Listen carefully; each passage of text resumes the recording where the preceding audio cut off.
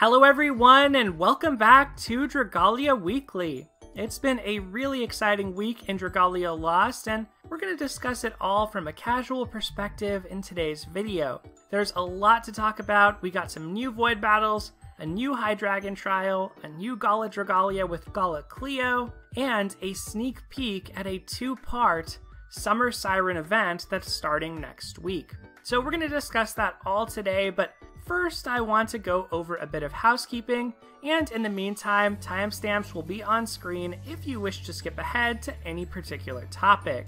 So, the first bit of housekeeping I want to mention is that there is going to be a version update to 1.10 tonight. That is the update that's going to introduce alliances, and I talked a lot about it in my summoning video last Monday, so feel free to take a look at that if you want my thoughts. The feature I'm most excited about for sure is the buff to afflictions, specifically poison, burning, paralysis, blindness. Those all really needed it, and I'm glad to see that change being made. Besides that, we also have on Reset Monday, our summer preview will be coming out, so look forward to that. And at Reset Tuesday night, Gala will end, Void Endeavors for the month will end, and the summer vacation event, which has double stamina recovery that's going on right now, will also end. That night is when our brand new Summer Siren event, or part 1 of that event, begins, so that's going to be a pretty big day in Dragalia Lost, and I hope that you all enjoy the summer event once it rolls out. So that's pretty much it as far as news goes. Let's move into our summons for this week. Now, I must admit, I made a bad decision and kind of got rewarded for it after recording my summoning video on Monday. I got one of those feelings like I did during Wedding Bells where I thought maybe I should try one more time. And on the Wedding Bells showcase, I got punished severely since I went in again to pull, got my wedding Elisan, and kept going, and it took me a long time to break my pity rate, and eventually I broke it on a circle with 2 dragons. So my thought process this time was that Reyna I had gotten and tried out, she wasn't exactly helping me in the Mercurial Gauntlet, so I really wanted to try again one more time for Arctos or Ramona. And thankfully, somehow, within 2 singles, I pulled Arctos. This was an example of very bad decision making, and I'm going to try and make more summoning videos, because I feel like when I make those, you sort of hold me accountable. When I'm summoning on my own, bad decisions like this happen, and luckily we were able to fade bad luck in this case, and I did pick up an Arctos early in the week. Other than that, for my daily deals, not a whole lot was going on. Mostly low rarity stuff this week, but there is something exciting to talk about as far as summoning, and of course, that is the Gala Dragalia. So my choice is to wait on this until the last day possible, and the reasoning for that is you get to use your daily deals, if you're buying those, and increase your pity rate or your free summons, at least, from the weekend. And so by the last day, you'll already have invested a number of single summons, and that's kind of the optimal time to summon if that's when you plan to go all in or spend a lot. If you plan to summon throughout the period, then sure, start now, but because I want to sink all my summoning in at that point, I'm going to do it after I've increased my pity rate as much as possible. So that's kind of the reason behind summoning. It's not good for content necessarily, but I think I have to do that to try to give myself the best chance possible to pull Gala Cleo. And as far as Gala Cleo goes, a lot of people were speculating about her power level once she was previewed the day before the Gala dropped, and it turns out she is about as totally broken as some people had anticipated. She is an extremely powerful Shadow Wand adventurer with 2 attacking skills, a ton of team utility, and dual resistances. This is by far the most powerful Gala character, and I would go as far to say the most powerful character in the game that we've ever gotten, to the point that it's not just power creep of Veronica, who was a limited Shadow Wand on the Fae banner, it's actually just power creep of everyone in the game. this is almost like a Gen 2 type of unit in terms of the raw power that this Cleo has. And as far as her kit goes, she has 2 attacking skills, like I said. The first one's called Ancient Ray. It's on a relatively fast cooldown, so after about 2 combos, you can unleash this. And Ancient Ray deals damage to multiple targets, so it starts off dealing damage to 3 targets, then 4, and then 5, since it has Skill Shift. However, if there's fewer targets than that, then instead it will put all those hits onto a single target. So against one target, like High Jupiter for instance, this does a lot of damage for such a quick to cast skill 1. Then her second skill, Faith of the Elders, deals a smaller amount of shadow damage. It's more expensive to cast, you're talking around 4 combos to actually get that off, but it reduces defense by 10% for 20 seconds in every phase of that skill. And by phase of that skill, you should get that also has Skill Shift.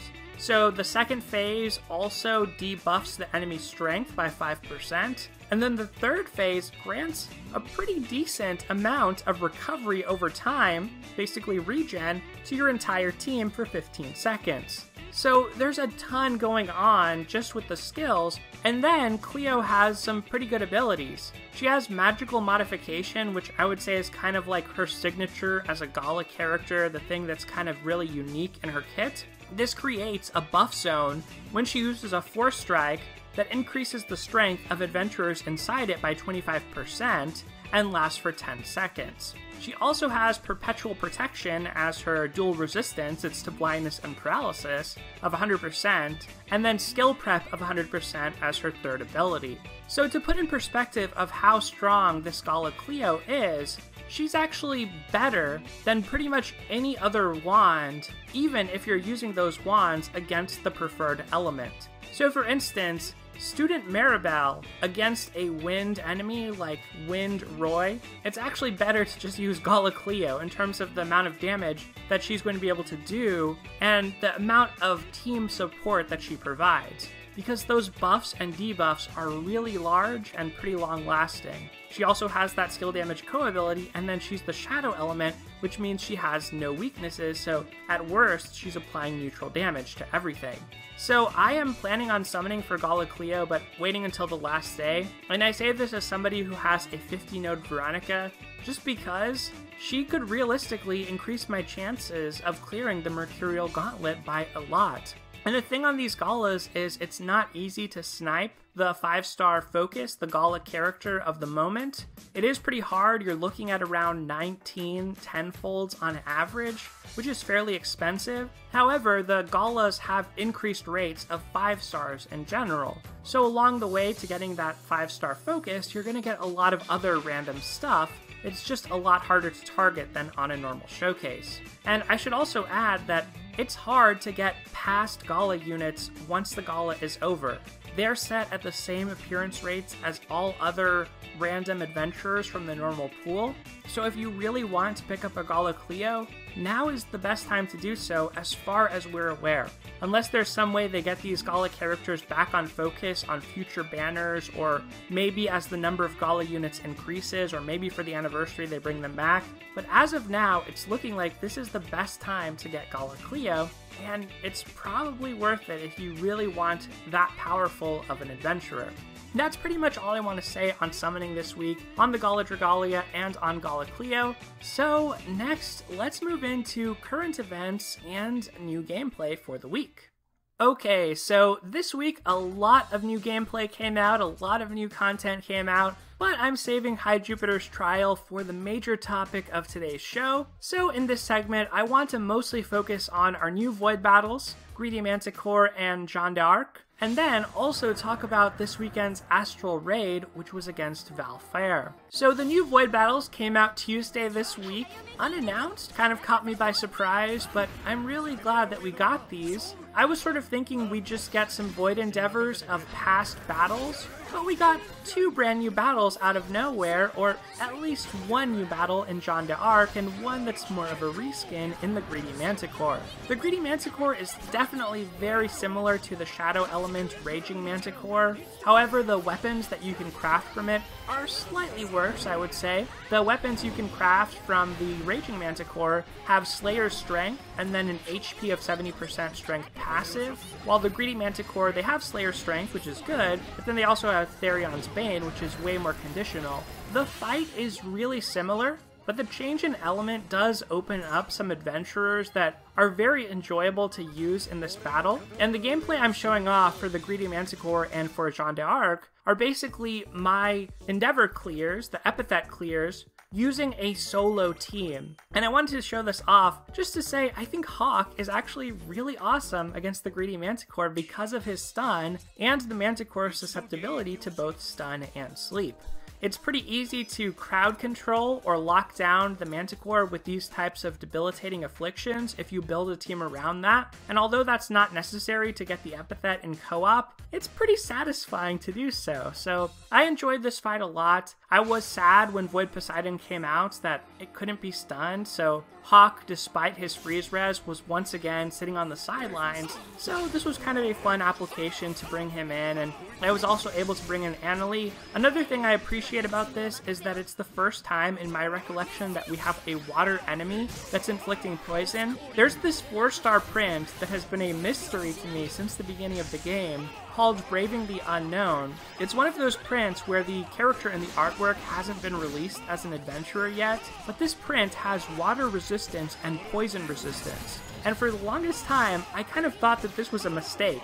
Like, these two things shouldn't go together. And eventually we got a Shadow Res and Poison Res print as well when Annalie came out and her event came out. But now this print actually has some reason to exist, even if it's still not really needed for the Void Greedy Manticore battle. That's pretty much all I want to say on the Void Greedy Manticore, and Jeanne d'Arc is the more interesting battle anyway. So I think this is an easier fight than the other Void Dragons, but you do want to be prepared for the mechanics and have at least one person on your team with that Divinity Penetrator weapon. So basically, when Void Jeanne d'Arc is in overdrive, her defense increases a lot, and you can only slowly chip away at her, and because she inflicts blind, if you're not using a blind res character, your damage will be even further reduced because you're going to be missing some of the time.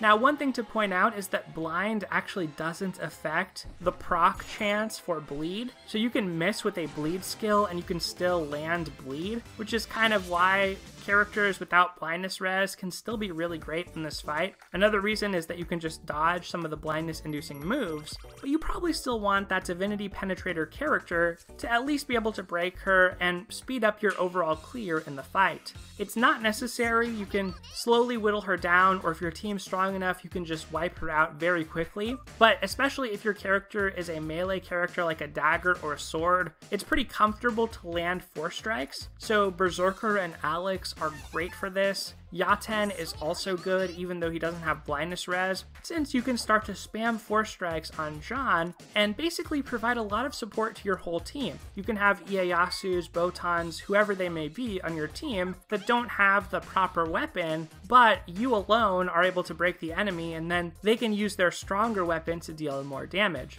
So I thought it was a pretty fun fight, pretty easy to play solo. The Epithet for the speed clear is not particularly fast, so you can take your time with this fight. One of the rewards that we can get from the Void Treasure Trade that came out alongside this is the Poison Slime statue, and we also have access to a lot of High Jupiter's Bane weapons from the Void Jeanne d'Arc battle as well. So the consensus on these weapons seems to be that they're very good. It's similar to High Mercury's Trial, where the fact that these have been notched up to 30% instead of the 20% that's seen on the High Brunhilde's Bane and High Midgard Stormer's Bane weapons means that they're often preferred to the 5-star core weapons for these fights specifically, so for High Jupiter specifically. Pretty much one way to check, or one general rule of thumb, is that if the 5-star core weapon doesn't have an attacking skill, you're probably in the clear that the Void weapon is going to increase your damage.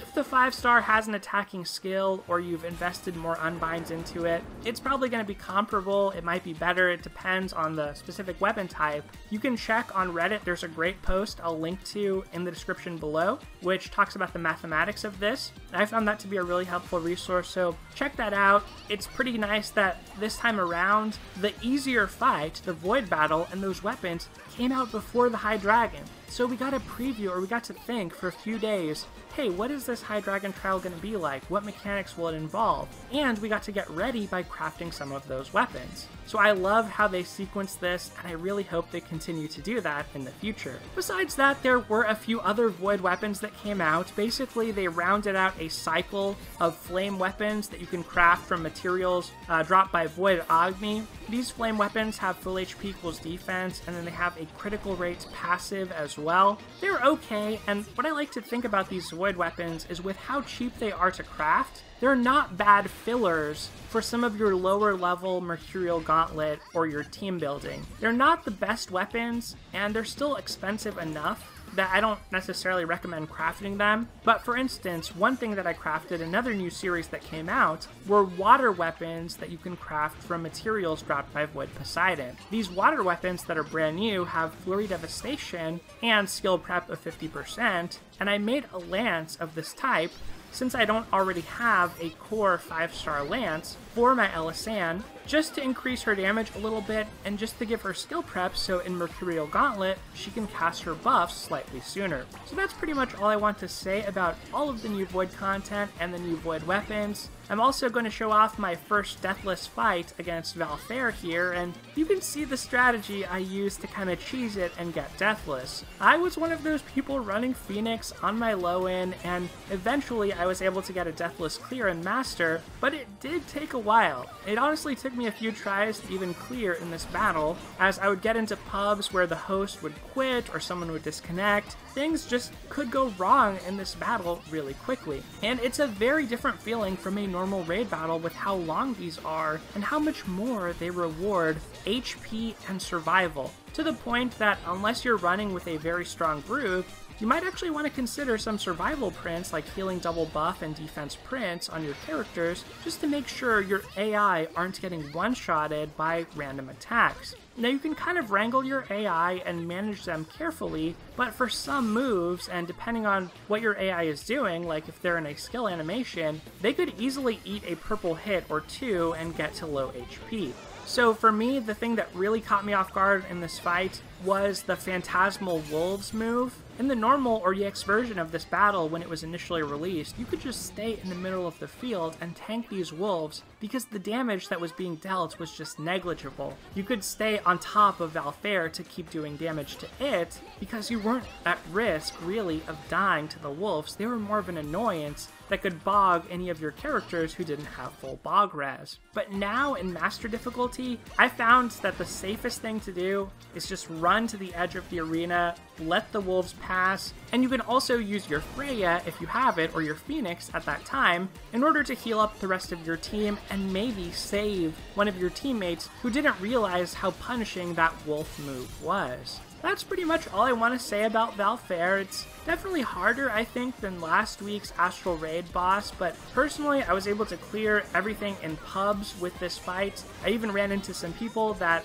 I've seen on our server, though, so I know they were strong players, and it tended to be the case that just by doing quick play, I slotted into a lot of high might teams. So generally 21k might plus, and for that reason, I think my experience was a little bit easier than the average player's experience in this battle. But that about wraps it up as far as current events goes, our new Void battles, our new Astral Raid. Now I'm going to switch over to our interlude, where I want to talk for a few minutes about the Summer Siren preview. Okay, so for this week's interlude, we don't have a lot of information to go off of, but one of the things that surprised me in this week after Void Battles were announced was we got some detail, some snippets of information about a two-part summer event. We're told that this new event is going to feature a very cute new dragon called Siren, and I'm certainly getting musical idol vibes from Siren.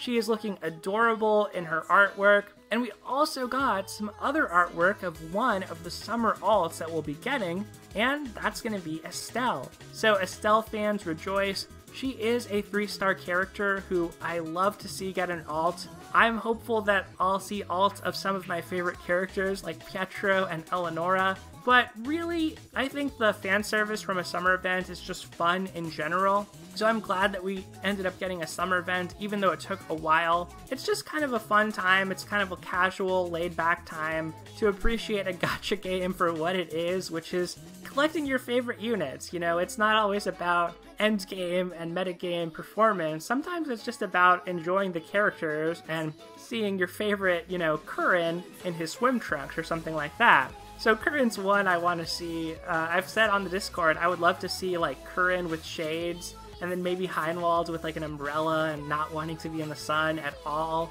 Of course, I want to see the characters I mentioned earlier like Eleonora and Pietro, but I don't know that they would fit the beach theme the best. I kind of think Lily maybe with like an inner tube would be really cute, and I think they'll probably try to mix up the types of characters that are here. Since this is a 2-part event, it's also possible we're getting multiple banners, and one of my questions is, you know, is this going to be limited or not? It's been the case that for the past few banners where we've gotten alts, they haven't been limited. Wedding wasn't limited, Student Maribel's banner wasn't limited, Beautician Zarden's wasn't limited, so maybe they've kind of moved away from the idea of limited showcases. I have a feeling they are aware that summer should rake in a lot of money, and they've presented us a really hard choice with how beloved Cleo is and how strong her Gala variant is of whether or not to pull. So that's yet another reason why I'd advise waiting. Besides building up your pity rate, it's also going to be great to see the preview once it comes out in full that Monday night, take a better look at what's actually going to be on the associated banner for this event, and then make that more informed decision. Do you want Cleo or do you want to go for something on the summer banner? But that's all I want to say about Summer Siren, since there's not much more to talk about at this point, other than to mention that the music that has come out alongside this, it's a bop. So I hope that you enjoyed the music as well. I'll link to that in the description too. Finally, for today, our last topic and our major topic is High Jupiter's Trial. I'm going to show off my first Deathless and my first clear if time permits. I decided to use my 50 node Heinwald, who I brought up to 50 nodes after getting him on the Dream Summon. Shadow is definitely the element where I feel like I've invested the most through Diamantium. Some of my teams, Diamantium and choosing to spend money hasn't really been a factor. It's mostly just the fact that I've been playing the game a long time and invested a lot of time leveling up my facilities and so on. But I will say for Shadow, you know, I did Platinum Summon my Veronica and I Dream Summoned my Heinwald, so this is not someone who would have been available to me without that type of purchase. So that being said, I chose to play Heinwald because I didn't have a 5-star Gacha Dragon. I only really had Silk or Juggernaut at max Unbind, and I happened to have Nyarlathotep at 1 Unbind, and Nidhogg at 1 Unbind, but no other 5-star Shadow Dragons to speak of, so I felt that because I didn't have a great dragon for DPS, my job would be a little bit easier as a healer, and I wouldn't feel as much pressure to try to contribute a lot of damage with a weaker dragon. So ultimately, I also decided to craft the print for High Jupiter's Trial. I think it's a lot easier to make the case for this print than it was for High Mercury, and I didn't craft it right away. I wanted to see what the fight was like. I tested it out and probably played for a total of about 4 to 5 hours before I got my first clear. Ultimately, I think that the print is worth it just because there's all sorts of combinations of team comps that you might want to run. Sometimes you're going to have co-abilities like on Botan, Curran, and Sazanka, and maybe you'll have Cleo and her defensive boost that she has on her second skill, and you won't need the print. But other times, if you're running a ranged unit and you don't have those co-abilities, you really might want this, as there are some unavoidable damage segments in the fight, and it can help you out a lot. So I ultimately decided it was worth it. It's also going to be great in the future for meme clears when I want to go off element or do things like that. So that's why I decided to craft it in the end. But do note that it's not strictly necessary. There are things that you can use for this fight, like Luca's Prank, which has light res. If you're running Botan, you can use Castaway's Journal or Happy New Year, which have paralysis res and light res. That can help patch her up while also giving her that defensive bulk that she needs to survive. And if you're running a healer, you could also run Give Me Your Wounded, which specifically on Cleo isn't too bad of an option. So since I did decide to craft it, my ultimate build on my Hindwald was Resounding Rendition plus that High Jupiter print. My facilities were at a decent level, my staff dojos were around 26, my shadow altars were max level, and my poison slime facility was about as high as I could have gotten it by that day that I cleared on Saturday, so around level 7 or maybe 8. And I gotta say, I really enjoyed this fight. I think it was very mechanically rich and very mechanically interesting. The damage check and the health checks are not that high. More of the pressure is on just executing a good game plan to succeed in the battle. So that's the kind of fight I like to see, where it rewards skilled play, and it felt very rewarding to finally pull off a deathless clear, since in my first clear, I didn't do so well and kind of got carried through it. I do think for this fight, melee have a harder job, and that's mainly because of one particular sequence that High Jupiter does frequently throughout the battle. It will peck, dash forward, and then leave a lightning trail behind it, and then do a circular lightning move, which hits close around it, and if it's amplified, which I'll talk about in a moment, it also sends out shockwaves further in cardinal directions. But that proximity lightning move, although it can be iframed, it's tricky enough, I would say, that you want to play around it. You probably need to save skills for it or make sure that you time them properly. I can't speak to that fully since I mainly played a healer throughout my clears. I tried a little bit with melee, but that's still something I have to learn. I think that this fight also requires a good amount of coordination, so I kind of see this as something that alliances may help with. There are times in the fight where High Jupiter will unleash moves called Bolt Impact or Bolt Barrage, where purple circles chase your character. And in the case of the Barrage variant of this move, once those purple circles fill up, they also leave an AoE on the ground for about 5 seconds. So you have to make sure that you're not placing those in such a way that's going to trap the rest of your team. And in general, because of this charge mechanic, where you have an electric circle around yourself that can go up to 3 levels with an increasing radius, there's a lot of nice team coordination that has to take place. Another thing I want to say about the fight is I think they were pretty smart about how they handled bleed, debuffs, and blindness to a lesser extent. So the move that High Jupiter does I talked about a second ago called Amplify, that can power up some of its attacks, it also cleanses all debuffs and afflictions on High Jupiter. So besides the overdrive state cleansing afflictions, this is another moment where it can remove bleed debuffs and defense debuffs from, say, Gala Cleo. So I think that's a pretty nice feature. It makes it so bleed, while still extremely good, isn't just totally decimating High Jupiter. And I do think some of that speculation I had about not needing 2 bleed units because it would overlap too much, I think it's actually probably worth it. Botan seems awesome for this fight with her range, and Ieyasu is also good. And because High Jupiter can cleanse its own bleed, I think keeping up 2 to 3 stacks is a lot easier with 2 bleed units, and you're not really losing out on much. So it does seem like 2 bleeders are pretty good in team comps. And the fact that it can be blinded is also nice for characters like Nefaria, Zace, even Norwin if you choose to try bring him in with adequate paralysis res or otherwise have a Cleo to heal for you and cleanse your paralysis. So I think that there's lots of team comps that can work. That blindness is kind of fun to play around with because you can basically dodge even unavoidable segments of damage using blindness with a certain chance of survival.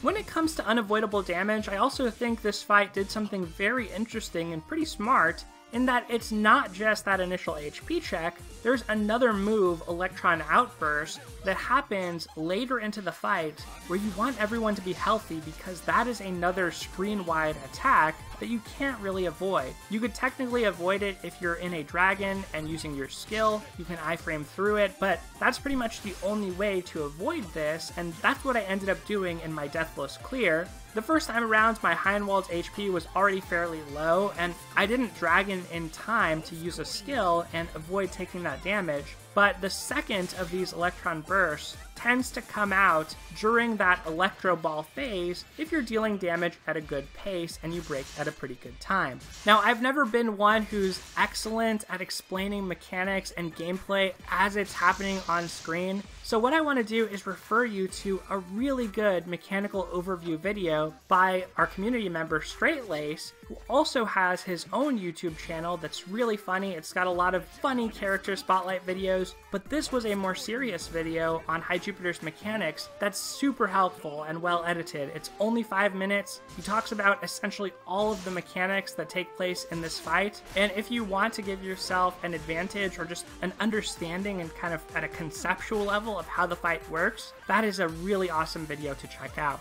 And, well, that's pretty much all I want to say on High Jupiter's Trial. This is the second dragon after High Midgardsormr where I actually plan to max unbind the Valfarre dragon that we get out of this. I'm all in on this for my weeklies. I had used up my weeklies this week on Monday because I didn't think we were going to get our High Dragon until the following week. And when we did, I ended up running 2 times just to get enough to get my first copy of the dragon. But this is the one I'm going to be playing for the next few months until the next High Dragon comes out. And I think it's a good idea to do so because this is a case where this dragon, this Valfarre dragon, can actually be used against High Zodiark. Previously, the cycle was completed, High Midgardsormr came out, it could be used against High Mercury, and High Mercury could be used against High Brunhilde, but the order they came out in by the time High Mercury was available, I didn't really need an extra water dragon to do anything, so I actually focused on my Fafnir more than actually getting that dragon. This time, I am going all in. I'm really looking forward to playing this battle many times to come over the next couple months, like I said. I hope everyone had a great week in Dragalia Lost, and just in general. One other thing that happened this week was, of course, Fire Emblem 3 Houses came out, so that's been the other time sync that I've really enjoyed this weekend since its release. I hope that you have a great week ahead as well as the summer event comes out and that you get really great pulls on the Gala. Let me know how everything has been going for you in the comments below. But otherwise, that's going to do it for this video, everyone. Thank you so much for watching, take care, and I'll see you next time.